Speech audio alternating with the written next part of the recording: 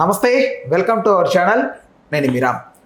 Bunny was Gita arts బ్యానర్కి సంబంధించి అంటే ఆయన్ని ప్రొడ్యూసరా లేకపోతే ఓవరాల్గా మొత్తం గీత ఆర్ట్స్ అంటేనే బన్నీ వాస్ అన్నట్లుగా కూడా కనిపిస్తూ ఉంటుంది. అయితే ఈయన ఈ మధ్యకాలంలో కాంట్రవర్సీలో ఇరుక్కోవడం జరిగింది. ఆయన మాట తీరు, వ్యవహార శైలి, ఆన్ స్టేజ్ ఆయన మాట్లాడిన తీరుకు సంబంధించి నెటిజన్ల నుంచి అటు చాలామంది బన్నీ వాస్ గీత ఆర్ట్స్ని అభిమానించే కొంతమంది వీళ్ళందరి నుంచి కూడా నెగిటివ్ స్ప్రెడ్ అవుతుంది. అయితే ఎక్కడ స్టార్ట్ అయింది, అసలు దీని యొక్క సారాంశం ఏంటి, అసలు తాత్పర్యం ఏంటి, బన్నీ వాస్ ఎందుకు ఇలా మాట్లాడాల్సి వచ్చింది అనే అంశానికి సంబంధించి మనతో మాట్లాడడానికి సినీ మరియు రాజకీయ విశ్లేషకులు అసలు విజ్ఞాన్ గారు ఉన్నారు.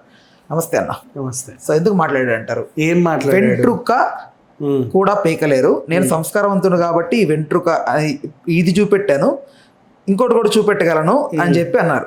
అది చాలా పెద్ద స్టేట్మెంట్, అది it's not a joke. So ఇలా మాట్లాడడానికి ఏంటి, అసలు ఎవరు తొక్కేయాలనుకున్నారు, అసలు ఆయన ఏంటి, ఎవరికి మెసేజ్ ఇద్దాం అనుకున్నాడు on stage? First of all Bunny was గురించి మాట్లాడుకుంటే ఆయన ఒకరిని ఎవరు తొక్కలేరు. ఎవరి ఎదుగుదల, ఇప్పుడు నీ ఎదుగుదలని నేను తొక్కలేను, నా ఎదుగుదలని నువ్వు తొక్కలేవు. ఒకరు తొక్కవేయబడితే తప్ప తొక్కించుకోవడానికి కూడా ఎవరు సిద్ధంగా లేరు. ఇది నెక్స్ట్ ఆయన ఏమన్నాడు, ఎవరు ఏం పీకలేరు అన్నాడు. మేబీ ఎస్, అఫ్ కోర్స్, అది కూడా నేను చెప్తా. ఎవరు కూడా ఎవరిని ఏమీ పీకలేరు, ఎవరి రూట్లో వాళ్ళు వెళ్తారు. అండ్ దీపావళికి 4 సినిమాలు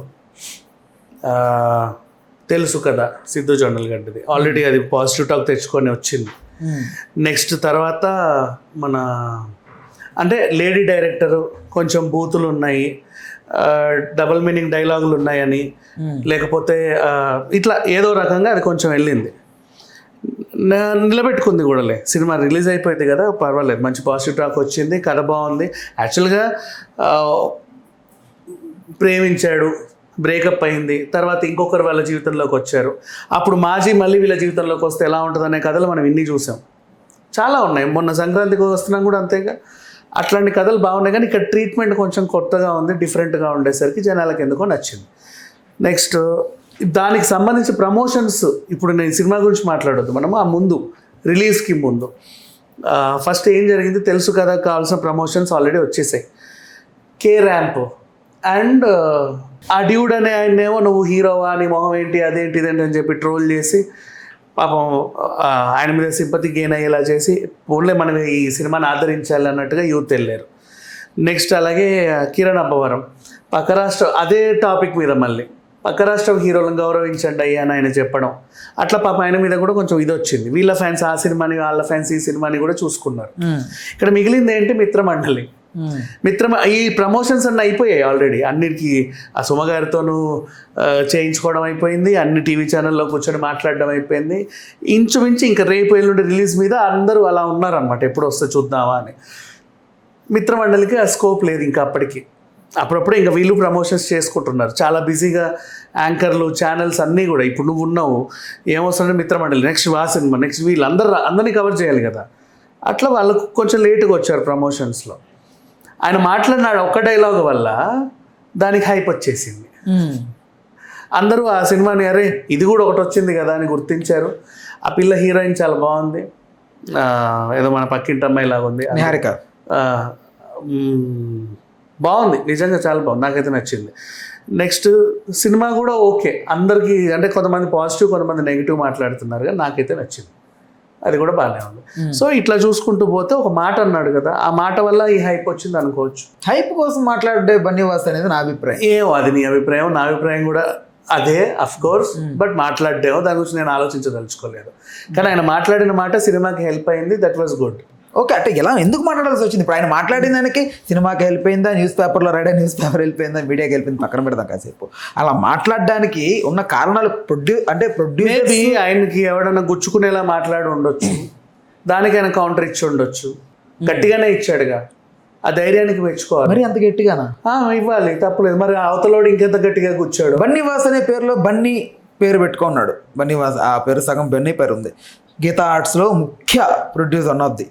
బట్ ఆయన అలా మాట్లాడడం రెప్యుటేషన్కి ఎక్కడో కొంచెం ఏం అవసరం లేదు, ఆ రెప్యుటేషన్ ఏమీ పోలా. అంతకు మించి ఆపోజిట్ వాళ్ళు ఇంకా చాలా రకరకాలుగా మాట్లాడినవి కూడా ఉన్నాయి, అంత అవసరమేం లేదు. బట్ ఈయన ఇచ్చిన కౌంటర్ అయితే నాకు నిజంగానే నచ్చింది. ఒకసారి అన్న అలా కౌంటర్ ఇస్తే ఇంకోసారి నోరు లేవవు కదా, బెటర్. ఒరే నువ్వేం చేయలేవురా గాడిద అని మొహం మీద చెప్పేశాడు. ఎవడికి అన్నాడో అనిపించుకున్నాడు ఎవడో పాప, నాకు వాడి మీద జాలేస్తుంది కానీ ఇంకోసారి రాడు కదా ఇట్లాంటి ఆయనని గిల్లడానికి రాడు. అంటే గీతా ఆర్ట్స్ అనేది పెద్ద బ్యానర్ కదా, అందులో బన్నీవాస్ అనే వ్యక్తి చాలా కీలకమైన వ్యక్తి కదా. సో ఆయన్ని డ్యామేజ్ చేయాలని అంటే బన్నీని డ్యామేజ్ చేసినట్టే, అల్లు అరవింద్ గారిని డ్యామేజ్ చేసినట్టే. అంత కాంపిటీటర్గా ఎవడు ఇంటర్నల్గా డ్యామేజ్ చేస్తున్నాడు మేబీ ఎవడో వాడు అంత గట్టిగా చేశాడు కాబట్టి అంత స్ట్రాంగ్ ఇచ్చాడు, లేదంటే చాలా సింపుల్ గా పోరా అని అంతే. సో ఎవడో అంత గట్టిగానే గిల్లడానికి వచ్చి ఉంటాడు, మంచిగా స్ట్రాంగ్ ఇచ్చాడు. ఆ గిల్లేవాడు ఇంకోసారి రాడు కదా. కరెక్ట్ గానే అన్నాడు, నేనైతే సమర్థిస్తా ఆయన్ని. అఫ్ కోర్స్, ఎందుకంటే మాట కరెక్టా కాదా అని మనం మాట్లాడే ముందు అతని నొప్పి ఏ స్థాయిలో ఉందో కూడా తెలుసుకోవాలి. అవతలోడు ఏ స్థాయిలో ఇంకెన్నని ఉంటాడో మనకు తెలియదు కదా. ఇప్పుడు మనకేంటి, నేను నిన్ను గిల్లి ఊరుకుంటాను అంటావు, నువ్వు అరిచేది అందరికి వినపడుతుంది, నాకు గిల్లింది ఎవరికి కనబడదు, ఇలా ఉంటాయి. సో ఇప్పుడు ఈయన అన్నమాట అందరికీ తెలిసింది, ఆయన గిల్లిన వాళ్ళు ఎవరో తెలియదుగా, వాళ్ళు కనపడరు. అట్లా నాకైతే ఏమనిపించలే. గట్టిగా ఇచ్చాడు, స్ట్రాంగ్గా ఇచ్చాడు, ఆయన సినిమాని నిలబెట్టుకున్నాడు. ఇనఫ్. బట్ ఇంకోసారి నెక్స్ట్ మళ్ళీ ఎవడన్నా వచ్చేవాడు కూడా ఆలోచన, అమ్మో ఈయన దగ్గరికి వెళ్ళొద్దు. ఒక మాటతో మీరు అన్నట్లుగా కనుక అది అట్లా హైప్ వచ్చే పని అయితే ప్రతి ఒక్కడు ఏదో ఒక చిన్న మాట మాట్లాడి వాడి సినిమా నోడు పబ్లిసిటీ చేసుకోవచ్చు, తప్పులేదు. అప్పుడు ఇంకా ఎవరన్నా అలా మాట్లాడినప్పుడు మళ్ళీ మాట్లాడుకుందాం, తప్పే ఉంది. అట్లా అది కరెక్టో కాదో చూసి. ఇప్పుడు for example Devara success meet లాంటిది ఒక చిన్న సెలబ్రేషన్ పార్క్ హైత్లో జరిగింది. అప్పుడు ఎన్టీఆర్ కూడా ఎవరినో ఉద్దేశించి ఏదో మాట్లాడారు, ఎవరికి తెలియదు ఎందుకన్నాడు ఏమన్నాడు అనేది. కానీ ఆయనకు తెలుసు కదా ఎవరికి తాకాలి ఏమనాలి అని. ఇక్కడ కూడా అంతే. అప్పుడు సంథింగ్ బాలకృష్ణ గారిని టార్గెట్ చేసి అన్నాడు రాసుకున్నారు వాళ్ళు ఎన్నన్నా అనుకోండి, ఎందుకంటే ఆయన అడిగితే అని చెప్పడు కాబట్టి, ఎవడి ఇష్టం వాడిది. ఆయన ఓపెన్ ప్లాట్ఫామ్లోకి వచ్చి అలాంటి మాటలు మాట్లాడారు కాబట్టి ఇందుకని ఉంటాడు అందుకని ఉంటాడని మీరు అనుకునే హక్కు కూడా మీకు ఉంటుంది, ఎందుకంటే తను ఓపెన్ ప్లాట్ఫామ్లో అన్నాడు కాబట్టి. ఎవడు ఇష్టం వచ్చినట్టు వాడు అనుకోడు. బట్ ఆయనకు మాత్రం ఎవరికి తగలాలో గట్టిగానే తగిలిచ్చాడు కదా, హీఈస్ హ్యాపీ ఇనఫ్. రైట్. ఒక చిన్న డౌట్ ఏంటి లాస్ట్ అండ్ ఫైనల్. సో ఇప్పుడు వాళ్ళు అనుకుంటే కాల్స్ చేసో, నిజంగా వాళ్ళకి ఇబ్బంది జరుగుతున్నప్పుడు డైరెక్ట్ ఒక మెసేజ్ పెట్టో లేకపోతే డైరెక్ట్ మీటింగ్ పెట్టుకోనో దాన్ని షార్ట్అవుట్ చేసుకోగలుగుతారు. కానీ ఆన్ స్టేజ్ మీడియా ఆ మాట మాట్లాడితే ఇది ఎంత దూరం వెళ్తుందని బన్నీవాస్కి ఇంటర్నల్కి తెలిసి ఇంత వైరల్ అవుతుందని తెలిసి కూడా అలా మాట్లాడడం అది ఏంది మరి? అదే అంటున్నా, అంత డేరింగ్ స్టెప్ తీసుకున్నందుకు ఐ అప్రిషియేట్ హిమ్. అవతలోడు ఎవడో గిల్లి నుండి తీసుకొచ్చి సమావేశం పెట్టి ఆడితో కాంప్రమైజ్ చేసుకోవాల్సిన అవసరం ఏం లేదు. అసలు వాడిని దగ్గర రప్పియాల్సిన అవసరం లేదు, వాడికి అటెన్షన్ ఇవ్వాల్సిన అవసరం అంతకంటే లేదు. ఒకసారి చిన్న వార్నింగ్ లాగా ఇచ్చుంటాడు, నెక్స్ట్ టైం వాడు జాగ్రత్తగా ఉంటాడు, అంతే. తగలాల్సిన వాడికి తగిలింది, అది ఆయన ఎవరిని అనుకున్నాడో ఆయన వ్యక్తిగతం. అవతలోడికి అయితే బాగానే తగిలింది అన్నట్టుగా ఆ మాటలు మాత్రం కనబడుతూ ఉన్నాయి. గుడ్. అంటే ప్రొడక్షన్ ఫీల్డ్లో ఆ విధంగా ఉంటుంది అంటారా? కొంచెం కాంపిటీషన్లో అట్లా నెగిటివ్ మరి ఆయనకు ఉంది, మనకు తెలియదు ఉంటుందంట. అంటే అందరు హౌసెస్లో అలా ఉంటుందో మనకి అదే కొంచెం తనకి ఎవరి వల్ల ఏదో ఇబ్బంది జరిగింది, వాళ్ళు కొంచెం గట్టిగా ఘాటుగా ఇద్దాం అనుకున్నాడు, ఇచ్చాడు.